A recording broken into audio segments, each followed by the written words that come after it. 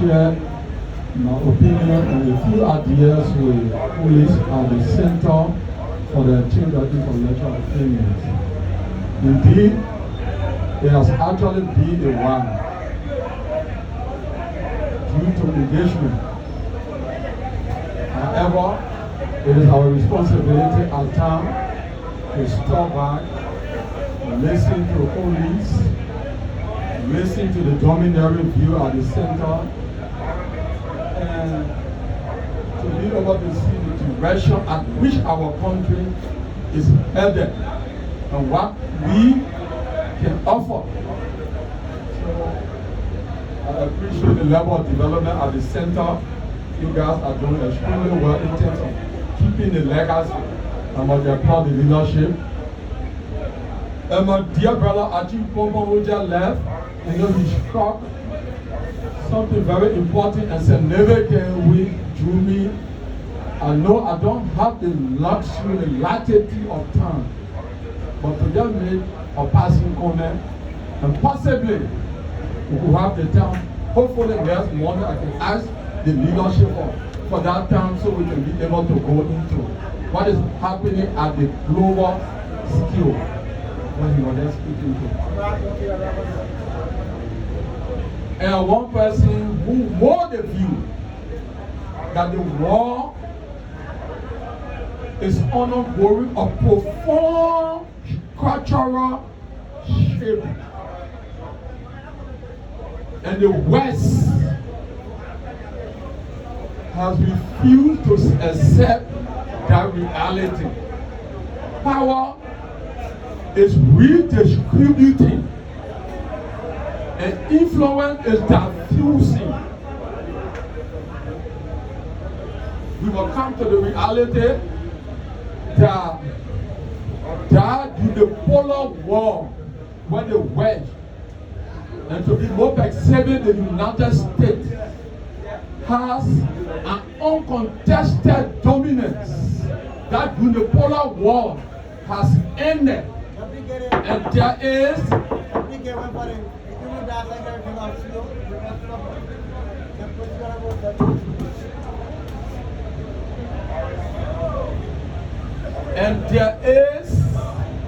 that war. I repeat myself, I change my statement. That era where the United States has an uncontested dominance and that global influence all across.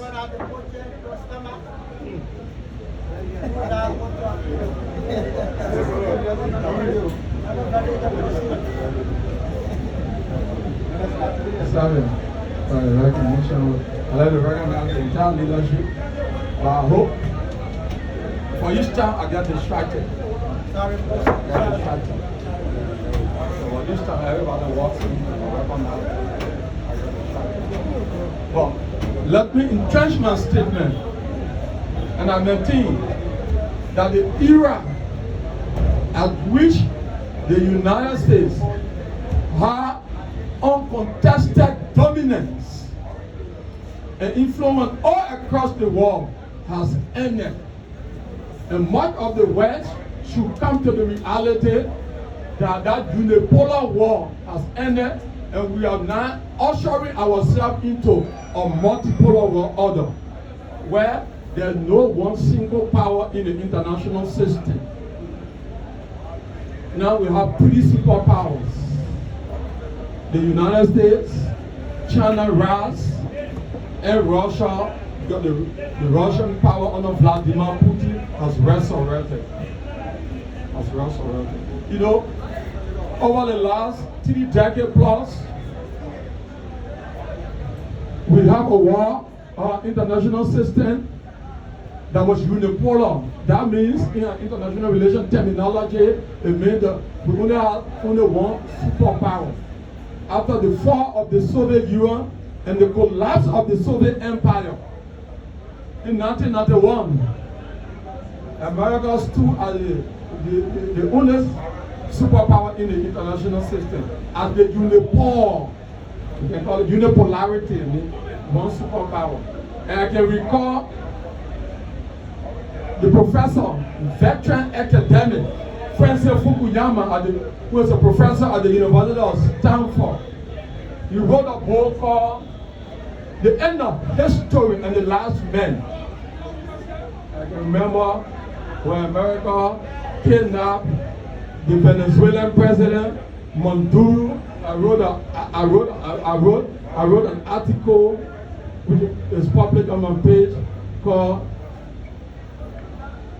A Revisitation of the End of History. And labor delusion. And visiting Francis Fukuyama book, Nothing Not the Wrong book, The End of History and the Last Man. And in that book, Francis Fukuyama argued that during the first half of the 20th century, America defeated fascism. During the second half of the 20th century, America defeated communism, which was in 1991 after the fall of the Soviet Union and the collapse of the Soviet Empire. And he's argued that era marks the triumph of liberal democracy. And he said that ideological war has ended. It means communism, socialism was defeated. That era marked the triumph of liberal democracy, and liberal democracy will be the last form of human government. He argued that the whole world was coming to be democratized. The whole world was coming to be democratized and pursue a liberal democracy. And when the whole world is democratized, that means that the world will have become peaceful. We will have a peaceful war, because under the democratic peace theory, liberal democracy doesn't go to war with a liberal democracy. And he also argued in that book that the only issue the world will have suffered from will have been boredom. I'm getting bored. Is it a reality today? We see even authoritarian, we say, like, you look in the Middle East, is the Middle East democratized? And I can recall at that time America pursued a foreign policy called labor hegemony. When you become the superpower in the international system, you're the only superpower. International relations theory, especially the realism theory, under that you are left with two options.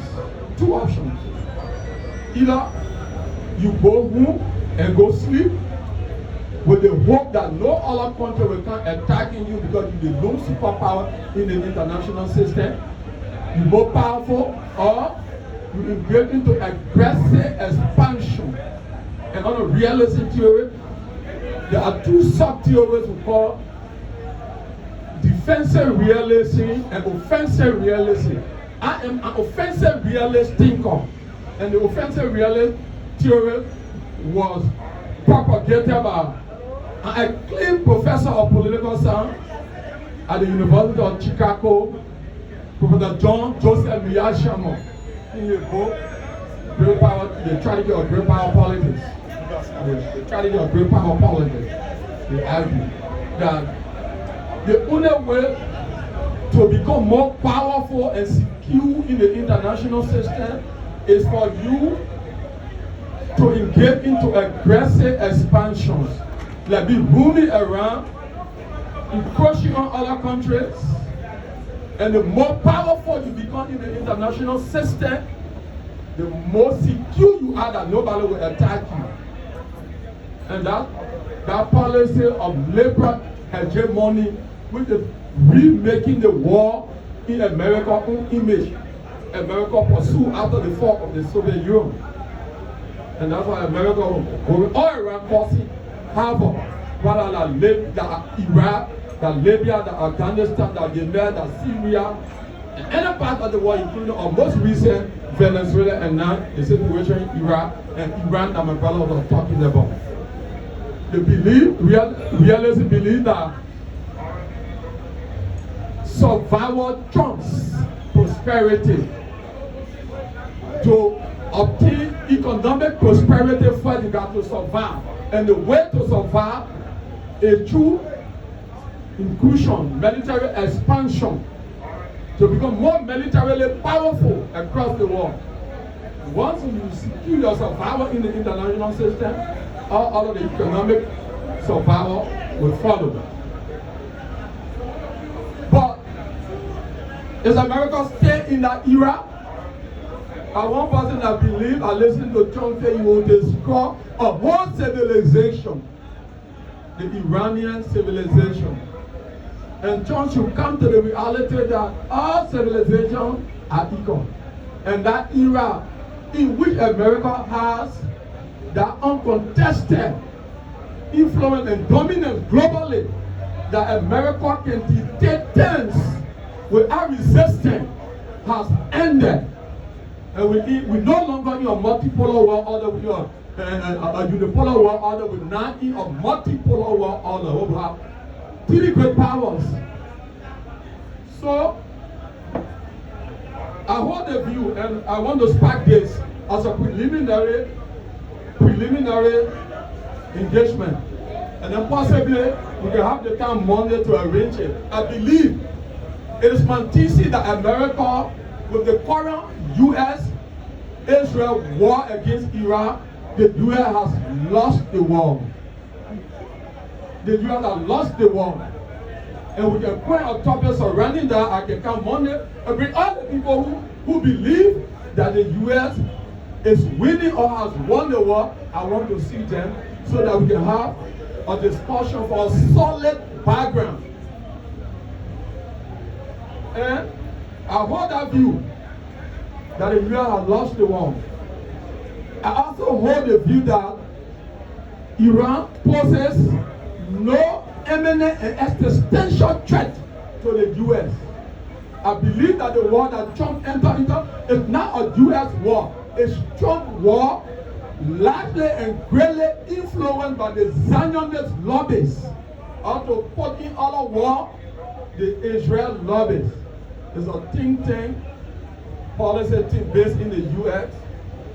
that influences the U.S. government to enter into the war, to attack Iran. A Trump war, because the war is largely unsupported by Americans. Even in the Republican community, from the start, the antecedent of the war, you have about 71 to 72 approximately percent of the Republican community that supported the war. But a recent poll from Washington Post and other institutions, that has dramatically declined from 71, 72 to 61. Lastly, you have about almost 80% in totality of Americans who do not support the war. Unpopular war, so I render the war as Trump's war. Not American war. Trump war. Trump is fighting a Zionist Israel war. Israel is an apartheid regime that is engaged into genocide at the larger scale. And I know some people will say, oh, we describe Israel as a Zionist republic or as a Zionist regime, feel offended. And most of the people who feel offended are Christian theists or Christian, I would say. But this war is not a Christian and a Muslim war. We should not view it from that narrow prison, because documented records from the cost of war projects are evidencing that the United States have killed more Muslims through a large-scale war, whether the war in Libya, in Iraq, 2001 to 2003, the war in Afghanistan, the war in Yemen, and the Middle East to a larger extent. Iraq. Yeah, I said Iraq. Yeah, Iraq, the war in Iraq, the war in Afghanistan, the war in Libya, the war in Yemen, and the war in Syria, and the Middle East in general. Through America's support to a war or direct intervention in a war, have killed an estimated in the Arab community, an estimated 4.5 to 4.7 million people. according to the cost of war project, 85 to 90% of those who died in that war were Muslims. Totally, to an estimated projection, around 4.2 to 4.5 million Muslims in the Arab community. So when we're talking about which country that have executed, eliminated more Muslims, the United States does. So that's why I'm a Christian, a revered Christian, tears for that matter. Let me fully declare, I'm not a Muslim. So a lot of people perceive the one, yeah, Israel. Jerusalem, Jesus' birth, Muslim, Iran, Islamic Republic, Theocratic Republic. So they took side based upon the religious orientation. But that is not so. So, I believe. Yeah, I'm going to that. I never lost myself. I'm going to that. So that I believe that America, like I said, entered the war without any strategic genius from Thomas Shooter. Not at all. Because if I were National Security Advisor or the Secretary of Defense or Secretary of War of the United States, I would advise Trump that Iran poses no existential and imminent threat to the United States. We should pivot the Middle East and concentrate our focus in East Asia, which is East Asia. East Asia. Because our emerging peer competitor in the international system is not Iran, it's China. China rise. For all the academic paper, for the foremost authority, people who have far more authority than me in the discipline. China rise. So America should concentrate on how she can find a balancing power coalition to contain China in East Asia through working with her allies there, Japan, South Korea, Australia, Taiwan, and possibly Pakistan, right? For a balancing power coalition to contain China from rising. Because China is a peer competitor now in the international system. China is growing economically, militarily, and politically. China is trying to have an influence, a global influence, even in Africa. You see, through the Belt and Road Initiative, and road construction, economic development in Africa, the footprint of China, you see China, political influence. Yeah. So your concentration should be China. How do we stop China from rising as a regional hegemon of Asia? Because America is the only regional hegemon in the Western Hemisphere. Since the fall of the Soviet Union, America dominated the Western Hemisphere. And that's why she passed that Maroon Doctrine. That Maroon Doctrine says, Western Hemisphere country cannot bring other powers closer. America has that uncontested dominance in the Western Hemisphere. And China now is now rising to becoming a regional hegemon of Asia.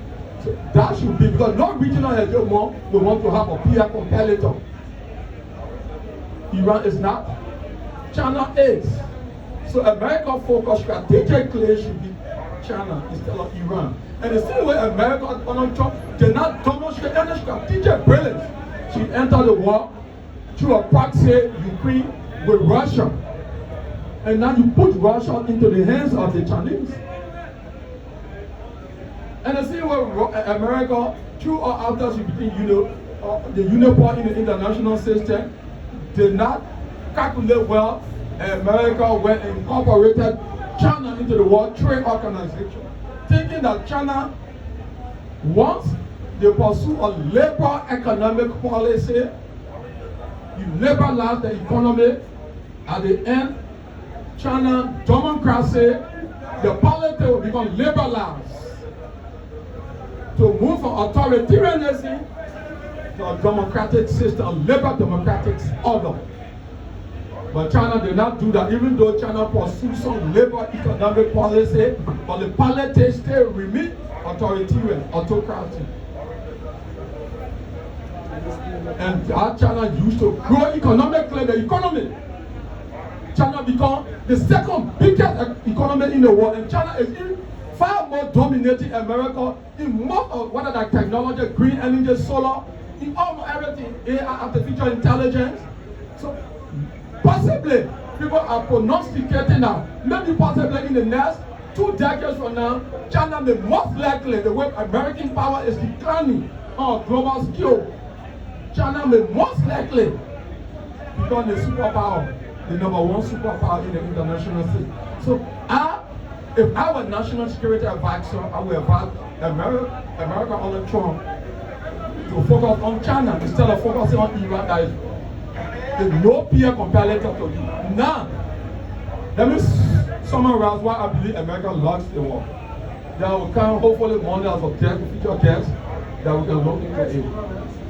Anybody who believes America is winning the war or has won the war, most possibly either you have no solid background in international politics, or possibly you do not know the core, the underlying objectives, the strategic goals for which the U.S. entered this costly war. Because if you have a background in international relations for 4 declarations, my 5 masters in international relations, with emphasis, my concentration is in the Middle East. I went to school in the Middle East, I want to take politics, the society, and politics in the Middle East, democratizations in the Middle East. And I even wrote an article on democratization in the Middle East, prospect and challenges. And I argue in that article, which is published, that democracy and Islam are mutually exclusive, or in other words, are diametrically opposed. Because I know that Islam calls for total submission. I know that we'll expand on that later. So, once you know the underlying objectives for which the U.S. entered the war, and evaluate and assess those objectives and goals, core goals, you can determine as to whether America has achieved those goals or objectives, for which now you can now conclude that America has won the war. If not, you can deduce that America has lost the war. And we evaluate summarily those goals or objectives. And for something also that I did not say, my second master is in sustainable development, emphasis in climate change and global environmental management. I now almost completing my third master in environmental science. So I speak from an informed background, from an academic, evidence-based background. I don't make pedestrian analysis. My analysis is well sourced. Whether you follow all the American foremost foreign policy intellectuals and political scientists, whether Joseph John Yashama, whether the Francis Fukuyama, who wrote the end of history in the last man, whether the Professor Jeffrey Sachs at the University of Columbia, whether you follow even in Asia, Professor Kushi Mubandi, this is a Singaporean former diplomat, former professor of the University of Singapore. Whether you follow Victor Gao from China, Chinese businessman, diplomat, and almost all the intellectuals, they will agree on that point. Now, there are 3 major objectives according to what keep all of the motor-morph utterances. When I say motor-morph, somebody who speaks, loudly or quick to talk, yes, motor-morph, running morph. Running morph, I mean, simplify running morph, quick to talk, quick to vomit, quick to say something. The knee-jerk reaction, that grounded is evident. So according to Trump, motor-morph utterances and that of Netanyahu, there are three things that stood up as the core strategic objectives of the war for which they entered a costly war. One, obliteration of the nuclear infrastructure and intermediate range ballistic and cruise missile capabilities of Iran. What's the name? He talked about Ajipopon, the 3rd Day War. Last year, June, I started June 13 to June 25. That 3rd Day War. We heard Donald Trump say that the 100% obliterated the nuclear capability of Iran.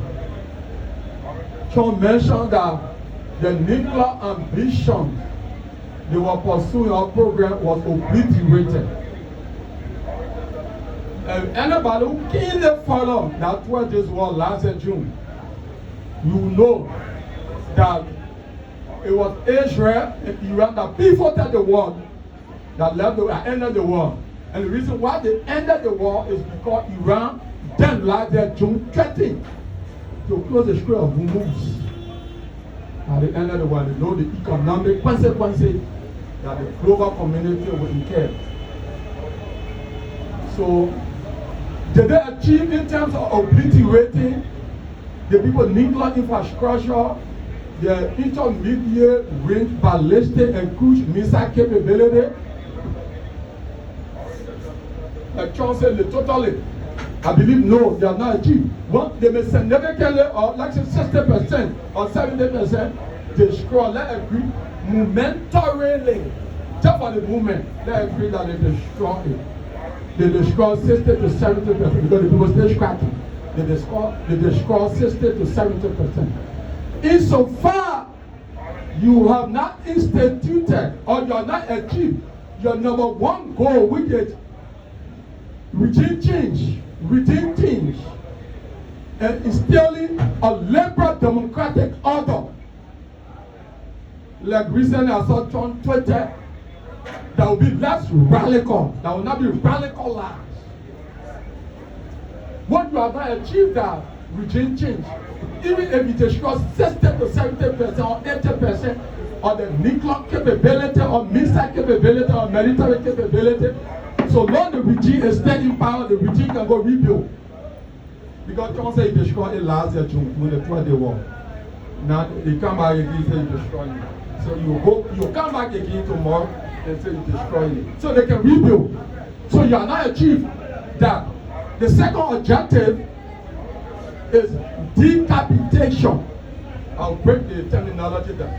Decapitation of the leadership architecture. When they say decapitation, the leadership architecture in international relations term, it means decapitation means they will kill the top political and military leaders.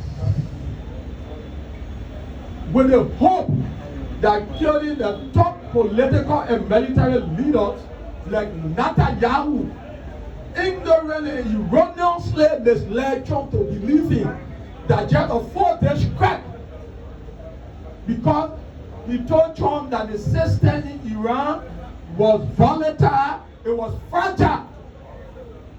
Just a 4-day scrap by air bombing campaign. The system by that decapitation and killing top political and military leaders, the system will have crumble and collapse. And now the US and Israel cannot enter in and instill a new regime change, and institute regime change. UK, America succeeded, and Israel on the 28th of February, the day they launched a war, the first week, and week before, including top military and political leaders, including the supreme leader Ayatollah. But the system did not come up because long ago, more than 2 decades plus, Iran has anticipated that they will have been attacked by the US. So they plan for the war. They don't have a centralized political and military systems. What they have is a decentralized political and military system. Even one position, okay, one leader, one head, they have over 50 person in standby. There's a section plan. There's a section plan. So yeah, you kill the political, you kill the supreme leader, it's not step in. You kill Ayatollah, the Martyr Congress. Ayatollah, it's not step. If you kill his son, you get 48 persons standing by, 49 persons standing by. It's a section. You kill the health intelligence officer again, about 49 persons of section standing by that is seller. So that's the system. You decapitated the leadership, but Iran has demonstrated enviable resilience and determination to engage into a long war of attraction. Iran has all the cards, all the incentives to engage into a long war of attraction. The Americans will feel the pinch. When they go to the pump for gasoline, they will feel the pinch. Because the Strait of Hormuz that remains closed, 20% of global consumptions of oil, gasoline, passes through the Strait of Hormuz. And 12% of LNG is liquefied natural gas, passes through the Strait of Hormuz. Not only that, 15% of the global fertilizer, especially nitrogen, passes through the Strait of Hormuz. So in the Americas, Europe, and Asia, you will soon start seeing a rise in food prices, food inflation. I think in Liberia, we begin to experience that somebody was telling me that they went to buy a bag of red, they said $14 US. And you know Liberia doesn't produce red, right? So the fertilizer that they use to produce the agricultural produce, 15% of the global fertilizer passes through that stream, especially nitrogen. No, I'm concluding. So, Iran is still engaging, they demonstrated resilience, they still fighting. In fact, I even listened to Netanyahu's song almost, I think 2 weeks plus ago, when he issued a statement that Iran has deceived. I conclude in less than 2 minutes, I will conclude. 3 minutes, I will conclude. Iran has deceived the world. When that Sunday morning, Iran launched an intermediate range ballistic missile in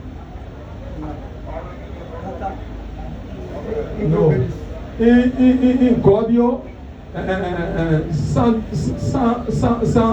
Gordio. Yeah, it's in somewhere around the Indian Ocean.